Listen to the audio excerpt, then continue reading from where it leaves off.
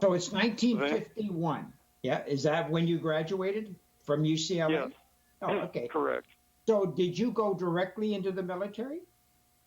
Well, the draft was still operating there. Conscription All right. was a leftover from World War II. So I was told by the draft board that when I graduated from university, I would be drafted, or they would notify me. Sure. And so what I did, I was home in Los Angeles when I graduated from UCLA, so I went around to the various recruiting offices of the service branches. And All right. the Air Force recruiters seemed to take a liking to me, and when I finished with all my physical and mental testing, they asked me if I was interested in flying, and I told them no, tell me about it. So I ended up in flying school, and that started my Air Force 4-year career. Now, where did you go to basic training? Well, I didn't have any basic training. I went to, basic flying school. Oh, right into basic flying school. And that was at what, Yeah. Lackland?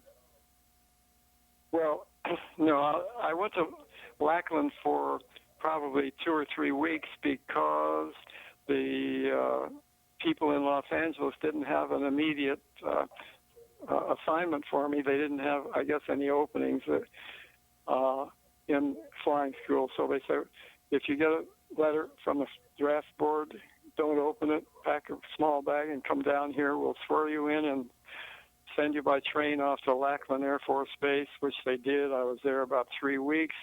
Captain came around one day calling my name, and I was cleaning a latrine, and he said, okay, Schmidt, get your gear. I'm going to put you on an airplane to Greenville, Mississippi. I was there for 6 months, and I was flying AT-6s. All right. And then I graduated, and I went to multi-engine at Enid, Oklahoma, at I think it was Vance Air Force Base. I went to Vance Air Force Base for multi-engine, flew B-25s, and graduated there in, I don't know, June or July of, what was it? I guess 51, no, 52. Yeah, 52. I was in the class of 52D, 52 dog. Did you ever think about flying? Not really, no. The military wasn't a part of your thinking? Oh no. Other than that you were going to get drafted. I didn't anticipate getting drafted because I figured I would enlist somewhere. Sure. Yeah. And I could have gone into the Navy, but the Navy didn't seem to think I was good material for some reason at that time. And I one of the reasons I wanted to be in control of where I went was because the Korean War had started. There were kind of horrific stories about the infantry in the cold, frozen, snowy part of Korea. And I thought, that doesn't sound like much fun, although it would have been only 2 years. But I joined the Air Force anticipating I may not go to Korea, but of course I ended up in Korea anyway, but I was looking at it from 25,000 feet, not on the ground. Yeah. So. Yeah, when you were at Enid, Oklahoma with the B-25s, was that how they started your multi-engine training, was with the B-25? Yes. There were a lot of airplanes to fly other than B-29s, which I ended up in. I could have gone into single-engine training somewhere. I could have flown multi-engine Air Force aircraft that were hauling freight, hauling fuel, doing all kinds of missions around. So why I ended up in B-29s, I don't have any idea. That's the selection done by the Air Force folks. Yeah. And they sent me to San Antonio, Texas, and I got crewed up there. And then we started training for our trip to Korea. The B-29 at the time it was built, and Yes. it had all sorts of engine troubles. Did you experience any of that? No, fortunately, that had been pretty well cleaned up by the time I got in, and the two problems, the major problems, were the Hamilton propeller would malfunction, so they converted it to that was a hydraulic operated change in the propellers. But we were flying ones that had electric control over the prop position. I forget what the name of those were, but anyway, they were electronically controlled. They also had a cylinder up front, one of the many cylinders, I don't remember how many we had now, or a couple of those cylinders would overheat, burn up, and then the engine would have to be shut down. Wow. So between the engine cylinders and the propellers, yes, there were difficulties when they were flying in the Far East, World War II. Then by the time I got in them in 51 or 52, actually, is when I got in them, those have been taken care of. Anyway, by the time we started flying our missions in Korea, those things had been corrected. And we had some breakdowns, but not very many. I think we had 2 or 3, and we would go into Fukuoka there in southern Japan, and they would do the do the engine changes, and then we'd fly back down to Okinawa. Capable of delivering an atomic load. And you talked about the Cold War, and you just decided that you didn't want to do that. Is there anything more you wanted to add to that? Well, that was when I had returned to the U.S. and I was stationed at Mountain Home Air Force Base. And my CO was looking at me as a good prospect that he could, convince to make a career out of the Air Force. And then because of what you just said about the Cold War, I had already thought about this, and I turned him down. I said, "No, sir. I'm going to go ahead and take my discharge." And he said, "What are you going to do?" And I said, "I'm going to go to dental school." And he was kind of shocked, but he said, "Okay." Then I guess I had about 2 years left at Mountain Home before my 4 years was up. And that's when he sent me to B-47 ground school. And then they made me a flight simulator instructor in the B-47. Did you ever get to fly that plane, Hugo? No, I didn't go to the flying training. I just went to the ground school. Were you always happy with that decision? Well, I've had a fantastic life since that time, and I mean I include the Air Force experience as part of my amazing life, and so no, I have no regrets about what I did. Yeah. Did you mentioned the Cold War in your, decision not to stay in? Was there something about the Cold War that bothered you that made you make that decision to get out? Well, yeah, because we were already briefing for Russian targets, and I figured, hell, I'd had enough bombing activity. I don't want to plan to bomb Russia. So that was one of the reasons I turned them down. Yeah. That was a difficult time. Were you a part of SAC at that time? Yes. Strategic Air Command. That was our. That was it. In fact. So you had General LeMay. That's correct. It was a scary time, wasn't it? Well, it was to a certain degree. As I say, it just was something I didn't want to be concerned about, and I didn't want to be planning, Yeah. Were you were you on alert a lot, or was SAC what we always historically think of SAC? Everybody was always on alert, and you ate a lot of in-flight lunches. Well, I didn't really get involved in that because, as I say, I was a flight simulator instructor, and I was flying conventional aircraft just as in order to get my monthly time flying, I would fly C-47s and C-45s and Oh, okay. run errands for the base and take the basketball team, off to somewhere to play a game with another Yeah. base. Were And you in the left seat then, or were you it's still in the right? no, I was in the left seat. In fact, most of the Oh, time okay. there was only one pilot. No, Yeah. except I did. Uh, yeah, in the C-47, I flew either left or right, Oh, depending okay. on Yeah. whatever. It's a little Yeah. twin engine. You talk about you participated in military operations. You talked about 20 some missions from Okinawa to Korea. So did you encountered some MiGs Oh, of course.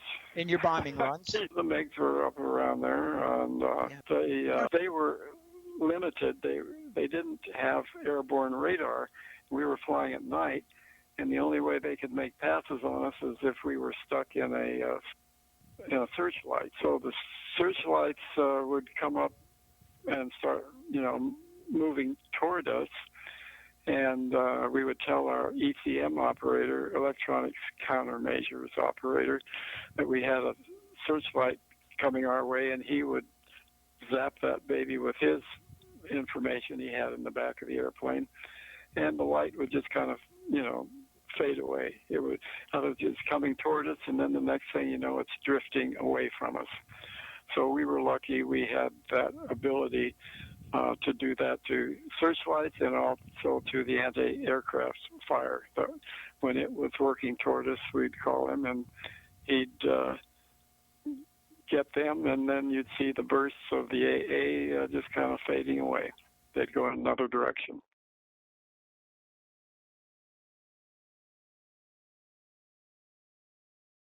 Okay, Captain Paul Sell. Well, he flew with the Atomic Energy Commission after World War II.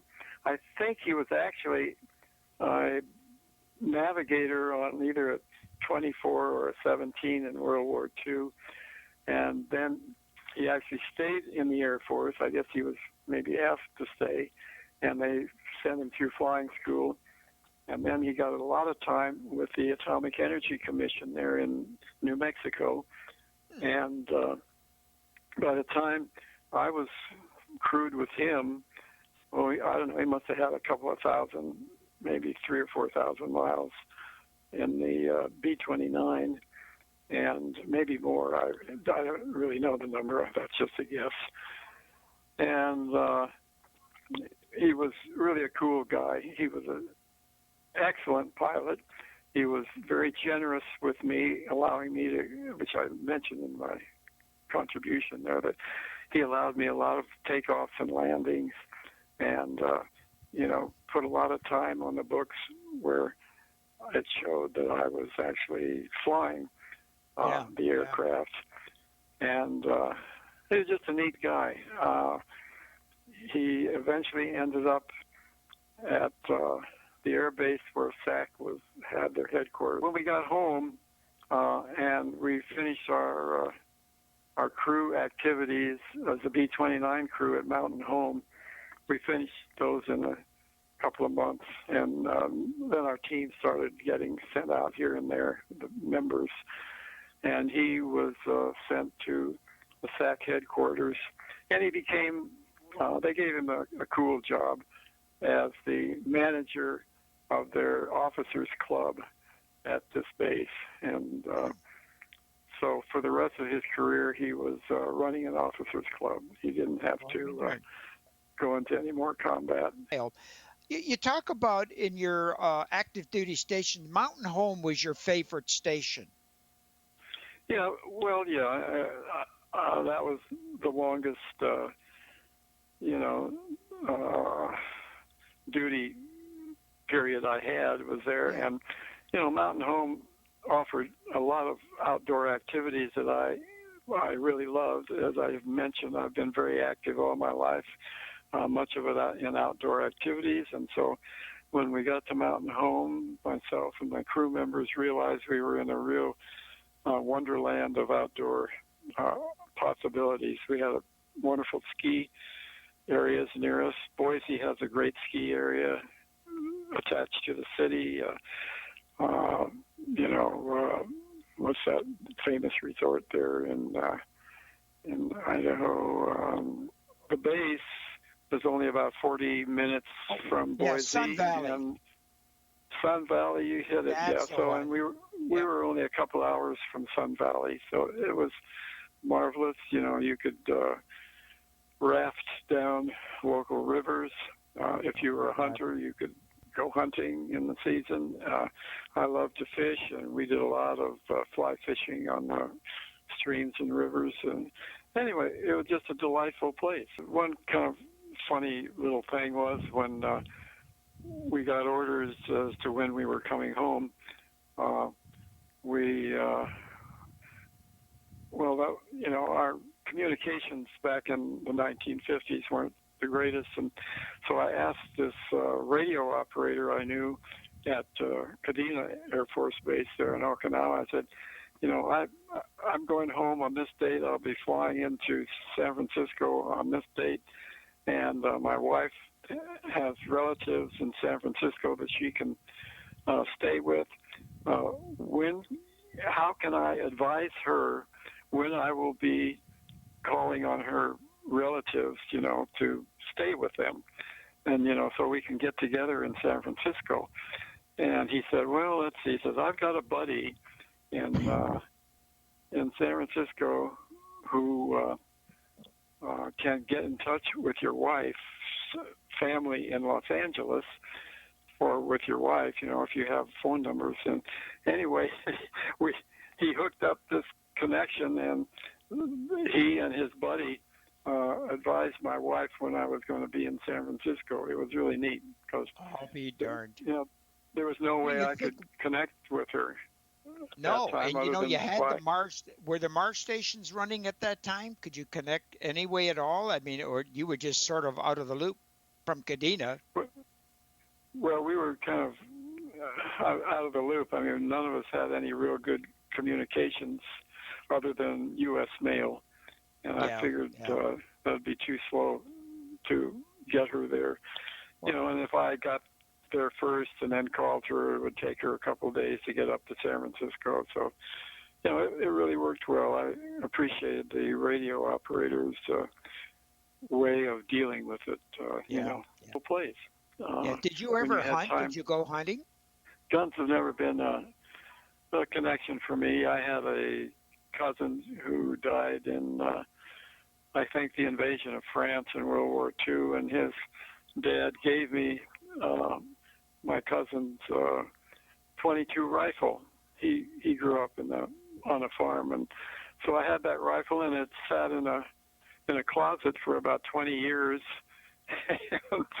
I never fired it. It was kind of a cute little, you know, rifle, 22, and then I finally gave it to one of my sons, and he never used it either. But anyway, I don't know if you realize that as the co-pilot on the B-29, I was the only person that had a personal arm on board.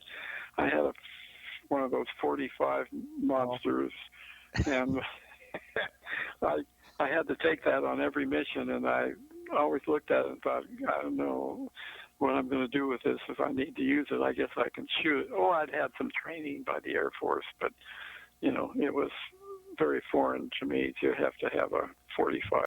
When you were getting near your end at the last mission, I believe it may have been the 26th of July, 1953, you mentioned, you know, that you guys were out in a briefing, and they told you that you had won the war.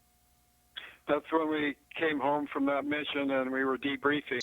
And you talked about when you were getting near your end at the last mission, I believe it may have been the 26th of July, 1953, you mentioned, you know, that you guys were out in a briefing, and they told you that you had won the war.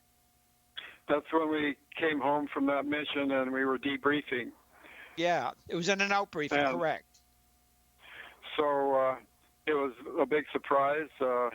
We didn't know anything had happened. They told us that there'd been a ceasefire signed, and the flight surgeon pulls out a bottle of whiskey and pours a jigger for each of us. And so Okay. we downed a jigger of whiskey and saluted ourselves. How did that feel, Hugo, when Well, it you? felt well. It felt very good, but of course, for us, we had still flown what we had been scheduled to fly. It was just that Sure. coincidentally, our last mission was the last of the war. I'll be darned. Yeah. And then you never heard any rumors. There was nothing coming in the grapevine or nothing. It was just boom. It Oh, was there. hell no. I'll No, be no. I darned. mean, we were isolated there. We didn't hear anything from I'll be anywhere. I'll be darned.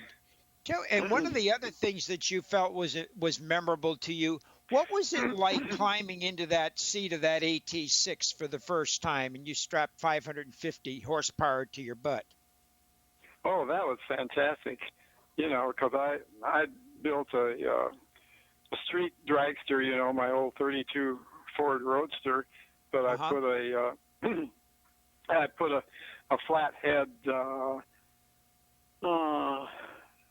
V8 engine in. I mean, I got an engine and took it to a machine shop, and they did the flatheads for me, ported it and relieved it and everything. Anyway, you know, I figured I was doing well. I must have had at least 110 horsepower there. Oh and my gosh. so when we got on the runway, and the instructor says, "You don't have to do a thing. This is a free ride. You just sit there and enjoy it." Well, when he put that power to it, I really enjoyed it. I thought, "Wow, this is a powerful machine we got here." So that was my introduction to 550 horsepower. Oh my God. So would you say you were built for speed? Well, I don't know if I was built for it. I just kind of learned to like it, I guess. That was quite an amazing airplane, wasn't it? Oh God, it was, you know, it was amazing. I mean, had been used. Well, in Korea, I had buddies that flew it over there while we were in Korea, and you know, they were doing all kinds of wild things with it. They were spotting things on the ground that were bombed by F-80s. Uh, you know, they would drop a smoke bomb on a location that they'd been called into, and then the F-80s would come in and blow it up because of the smoke bomb that was Sure. marking it. And you know, and it was used as a training plane. It was used as a fighter, I think, in some places in World War II. It was a real rugged old bird, and I think it did a lot of service. But oh no, I just wanted to I, know how you felt about that. It had to be intense.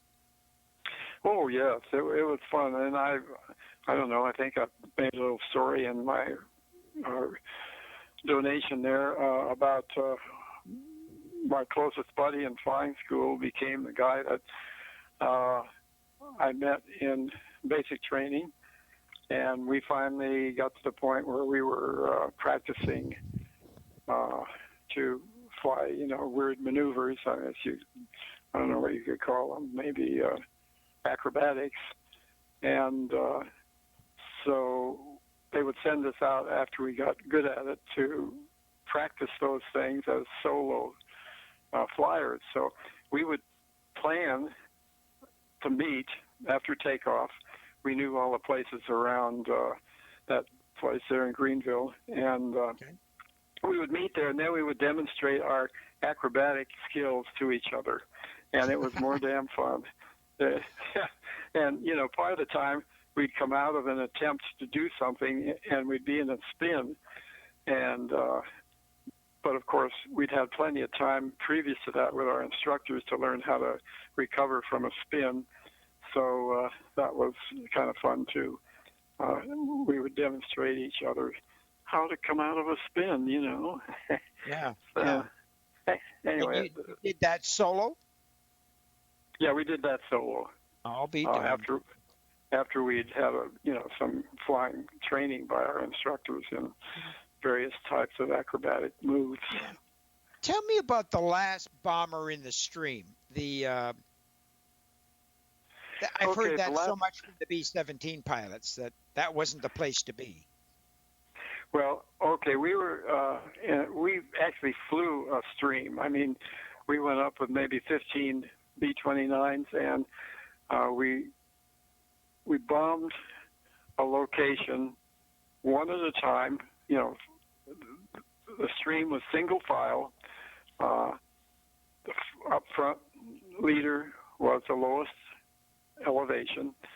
The rear plane was the highest elevation, and the rear plane had duties to perform after they dropped their bombs. When you're somewhere up forward in the stream, when it's bombs away, you turn and get the hell out of there as quick as you can. Well, if you're last in the stream, you don't get to do that. You have to wait until the flash bomb that you dropped with your load goes off. It goes off automatically. I think it was at, I don't know, was it 2,000 or 3,000 feet, somewhere like that. And it's a 1,000,000 candle power flash that triggers a camera in that aircraft to take a strike photo. Oh, so anyway, who gets that job? Well, the newest pilots, the guys that have most recently arrived on base, they get that job for a while till there's another new crew coming in, and then they get the job. So it's kind of an interesting introduction when you're flying missions and you've been only, maybe you haven't flown any, maybe you've flown 2 or 3, and you're still dropping that flash bomb. But when you graduate out of that position, you feel much better. I'll put it that way. Oh my gosh! Was there concern about the M50 or the MiG-15s? Were you a target at that position? Yeah, we were. Yeah. Well, okay.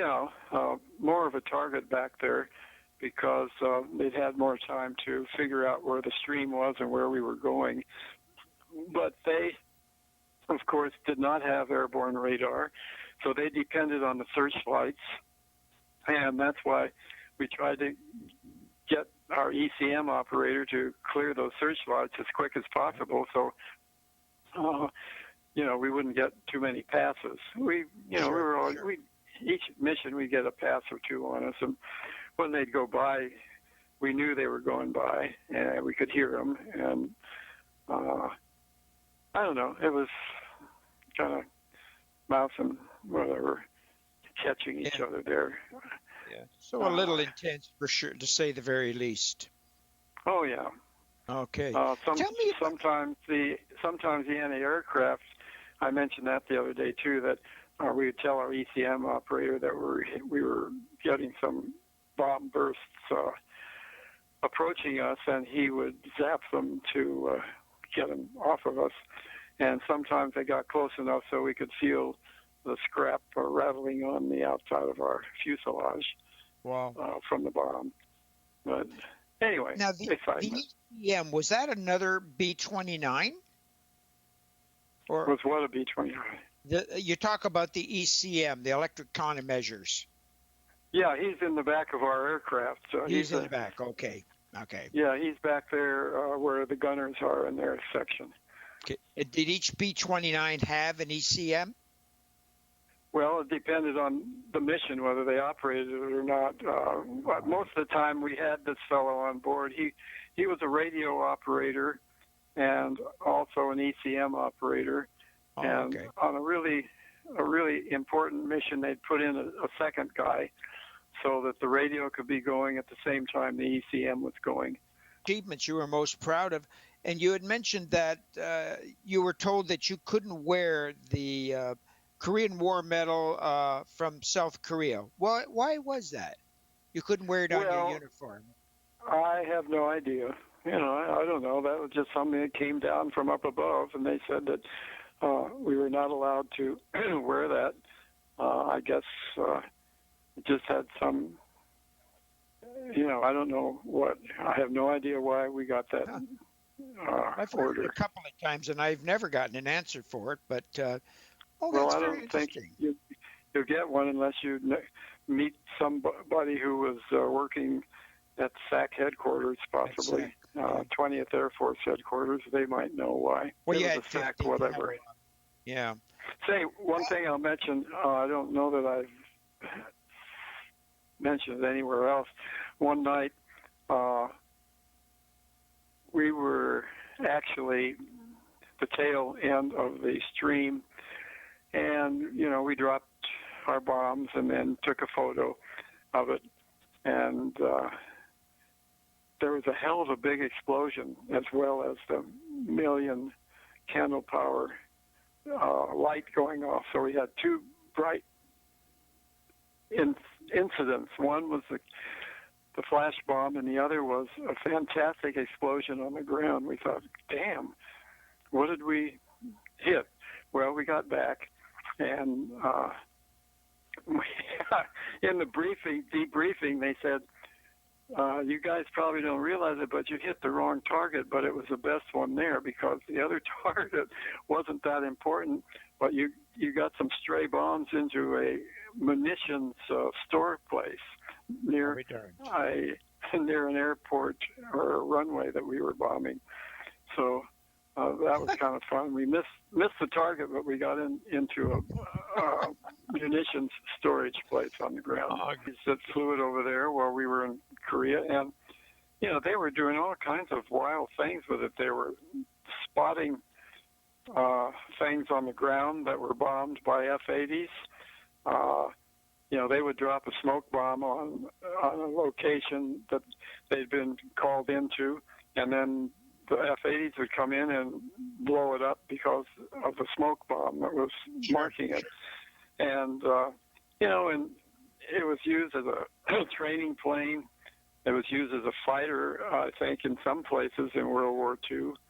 It was a real rugged old bird, and I think it did a lot of service. My closest buddy in flying school became the guy that I met in basic training, and we finally got to the point where we were practicing to fly, weird maneuvers. I don't know what you could call them, maybe acrobatics. And so they would send us out after we got good at it to practice those things as solo flyers. So we would plan to meet after takeoff. We knew all the places around that place there in Greenville, and we would meet there, and then we would demonstrate our acrobatic skills to each other.